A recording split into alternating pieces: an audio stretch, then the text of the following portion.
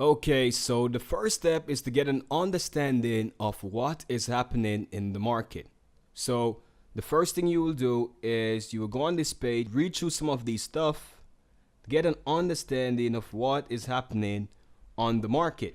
Then the next thing you will do is you would go on market sentiment and you would get an overview of what was causing yesterday's market sentiment, what caused the previous session market sentiment, and what is driving the current market sentiment. Okay, so here you will see what is driving the current market sentiment, what drove yesterday's market sentiment, stuff like that. Okay, so you have to read these, get an understanding of what was driving market sentiment yesterday and what was driving market sentiment in the previous market session and what is currently driving market sentiment.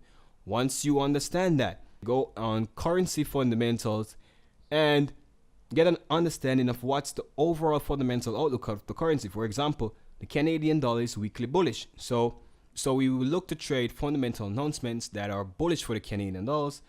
Or you see the fundamental outlook for the Australian dollar is weekly bearish. Okay, so we're looking to sell the Australian dollar, stuff like that. So we get an overall understanding of the fundamental outlook of the currency.